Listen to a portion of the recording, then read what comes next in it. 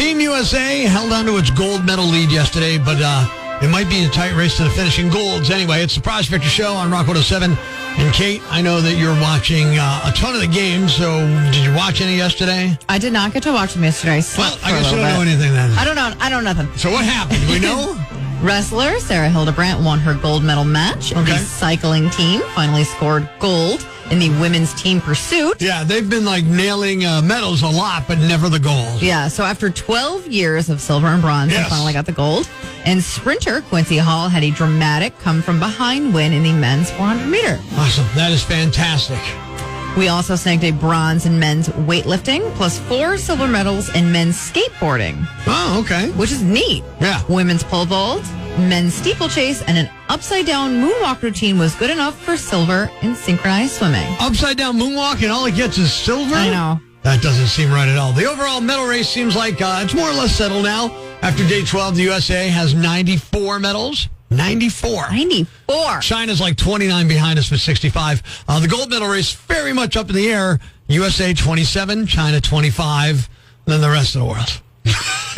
Everybody else. Everybody else is in there after that. So far, things are looking good. I would love the USA to win all the golds, and not all of them, but to be the leader in golds, the leader in silver, the leader in bronze, and the overall leader. Is that too much to ask? Not really. What's your name? Prospector. What do you do for a living? Just lousing up your mornings. That's really interesting. Rock 107. Breaking the news that's already broken. It's time for Prospector's Briefs on Rock 107. Journey is canceling tour dates now that Neil Schon and Jonathan Cain are feuding again. I hate to say it, Journey fans, but it might be time to stop believing. The National Transportation Safety Board has released its findings on the Boeing that lost its door plug mid-flight. Ironically, the report is expected to blow the doors off the company. Marilyn Manson released a new single. The cool thing about being a goth rocker at his age, you don't need as much makeup to look dead. It's 60 Minutes meets Gone in 60 Seconds. Tune in tomorrow for Prospector's Briefs on Rock 107. Northeast PA's Classic Rock, Rock 107. Good morning, I'm Prospector. Good morning, I'm Kate. And Kate, we have something cool with the Rail Riders. We're giving away something amazing right now. So, not only tickets, but a meet and greet with Squints. Yeah, now if you've seen the movie The Sandlot, you know who Squints is. So there's a Squint bobblehead being given away on Saturday, August 17th to the first 2,500 fans courtesy of Geisinger. That's pretty awesome. After the game, there's fireworks, and you can watch the movie. Before the game, certain people are going to get a chance to meet Chauncey Leopardi. He is the guy who played Squints. It's wild. Yeah. Now, we have a pair of tickets to the game and meet and greet passes. Yeah. So you get to meet Chauncey and all that kind of stuff. And if you get there early enough, you get yourself a bobblehead, too, I guess. It's a cute bobblehead, too. I'm looking at it right now. It's really, really cool. They haven't given us any, but that's okay. I know. I'm not going to take it personally. So we are playing a wonderful game that I call Classic Rock Video Game. You know how this game works, right? Mm-hmm. Take a great song, make it sound like it came from a video game from the 1980s, like if AC/DC's Back in Black did it.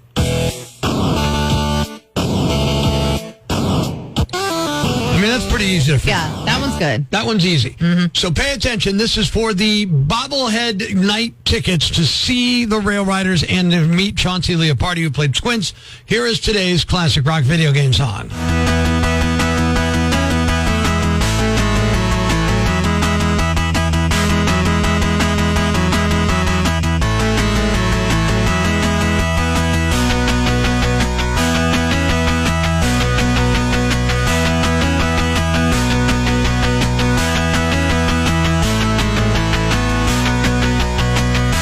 Do you know, Kate? Oh, yeah. Too easy? That one was easy to nail down, yeah. All right, let's figure out if anybody else knows it. 1-888-ROCK-107, 1-888-762-5107. Looking for caller 17. ID the Classic Rock video game song. You could win the tickets. Rock 107, Northeast PA's Classic Rock. Good morning, I'm Prospector. Good morning, I'm Kate. Kate, we are going to play Classic Rock video game, but we can't play it if we don't have a prize. What are we giving away? We are giving away a ticket to the Rail Riders game and a meet and greet with Chauncey Leopardi, who played Squints in The Sandlot. Oh, Sandlot, what a great movie, too. I know. Now, you can actually watch the movie after the game, and there's post-game fireworks as well, but you need to know today's Classic Rock video game song to make it happen.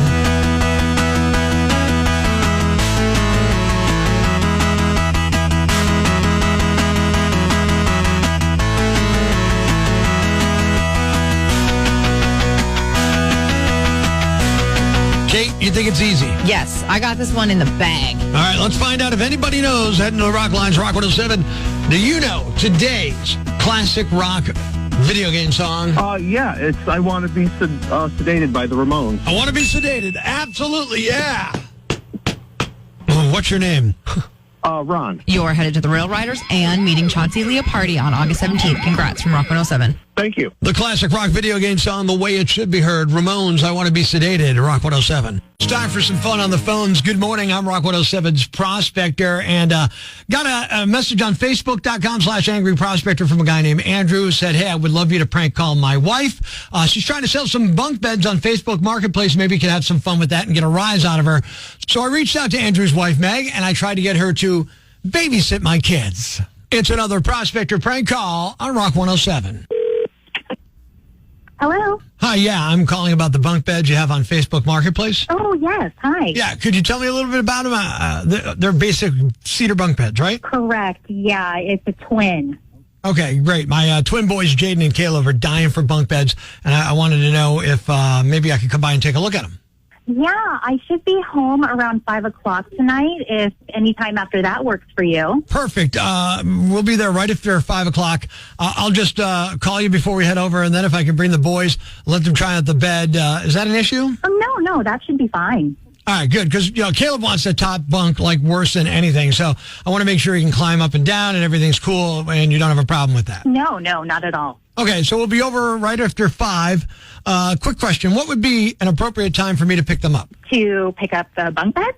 No, the boys when they're done trying out the beds. I'm sorry, I don't understand what you mean. Pick up my boys. Like when they're done trying out the beds, we would just go ahead and pick them up. Is 8 o'clock too late? Wait, I'm confused. You want to drop your boys off and then pick them up at 8 o'clock tonight? I want them to be able to try the bunk beds, yeah. No, I don't understand. You can't leave your boys at my house. I don't even know you. You don't know me. Well, I'm sure you're perfectly fine or you wouldn't be selling your bunk beds publicly. Is there anything I should be worried about?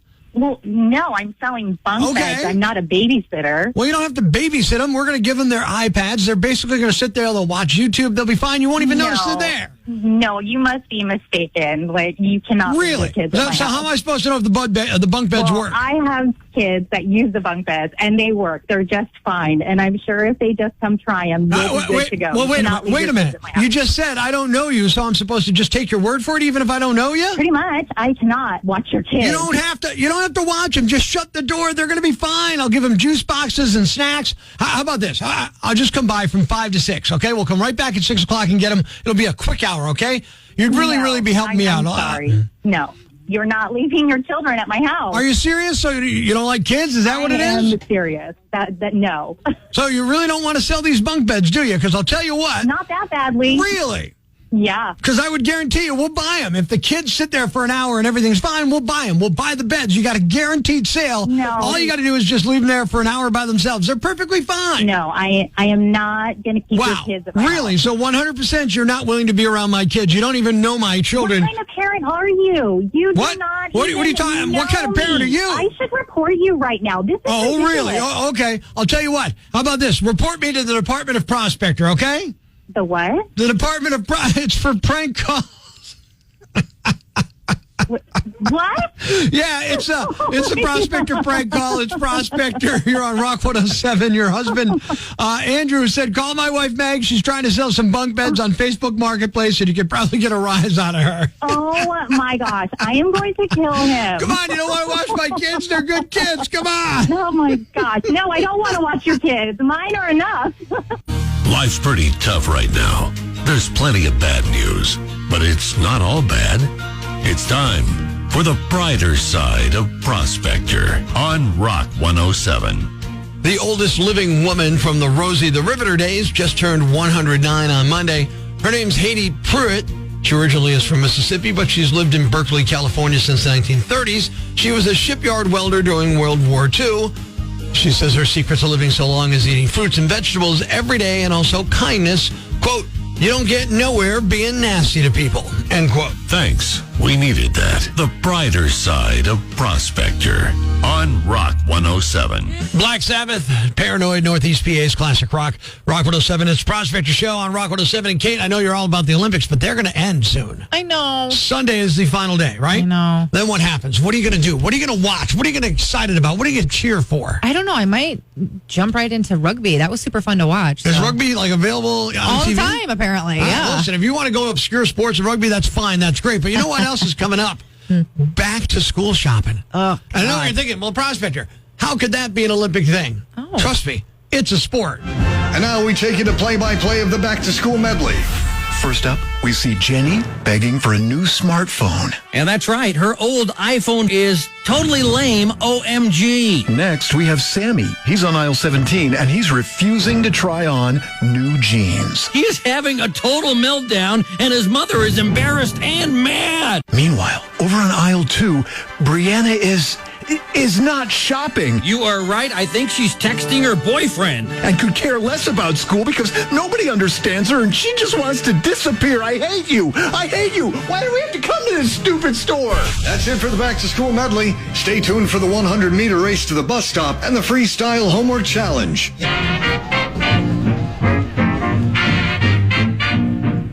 Texting and drinking is never a good idea. We've all done it, and we've all regretted it. The drunken texts you forgot you sent. Prospectors collected them in Texticated on Rock 107. From the 617, there's no way entering a gas station bathroom memorializing an alien abduction in rural New Hampshire is a good idea. From the 305, he's disease-free and drives a Porsche. What else does a girl need? And from area code 310, my boob job is like a master key. It gets me in any door, any party, and anyone's pants. They're magical. You hit send, and we hit the floor laughing in Texticated on Rock 107. Area code 813. She flirted with the pilot and a frat boy at the Vegas airport, then told a bartender that his mask matched her panties. So yeah, I'd say she's rebounding from the divorce. Area code 774, you have 10 seconds to explain why the toilet is full of bread or it's all going on your bed. And area code 410, and by running errands, I mean eating an entire bag of Milanos by myself in the Walmart parking lot. Hey, we found him in your telephone in Texticated on Rock 107. From the 317, the sex would be better if it wasn't interrupted because his home detention ankle monitor needed charging. At least I know he's not cheating on me. Area code 620, I swear I'm an adult. I say as I send my mom to go find me green Lucky Charms and Lady Gaga Oreos. And area code 617, do you have the salami in bed? I'm trying to make a sandwich. Proof that booze and cell phones don't mix in Texticated on Rock 107.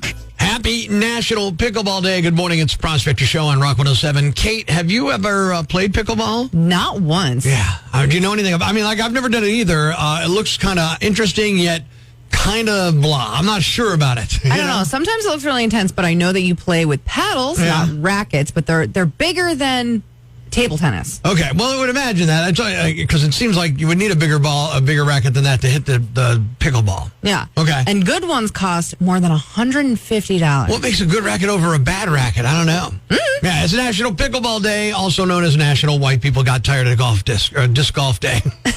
You can fit 4 pickleball courts in a tennis court. So it's not a big court. Yeah, that I did not know. No, me neither. And there's a no volley zone in the NVZ, otherwise known as the kitchen. Soft hits are known as dinks. Now, I've heard the term kitchen before. I've heard the term dink. Oh, I haven't heard the term dink, but I've definitely heard the term kitchen. So, yeah, you know something that I know about this, Kate? Pickleball. It's the fastest growing sport with the dumbest name, and it's also causing a lot of injuries. There's a brand new game. Everybody seems to want to play. Even though at first it may sound lame from its funny name. Let's play pickleball. Badminton and tennis. Come on, babe, get with it. It's like ping pong, but bigger.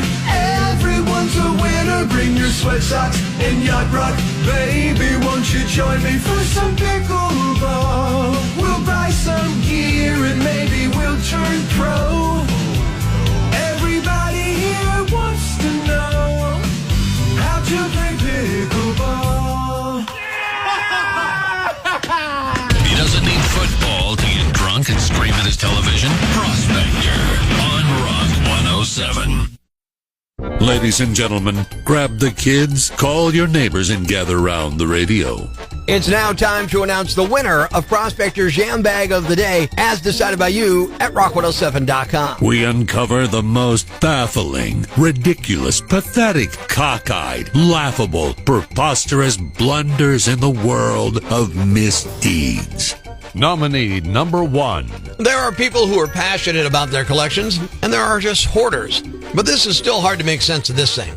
57-year-old maintenance technician who spent the last 15 years stealing wine worth of around $500,000 from some of the top winery in France where he worked, just tried to stash it in his personal collection.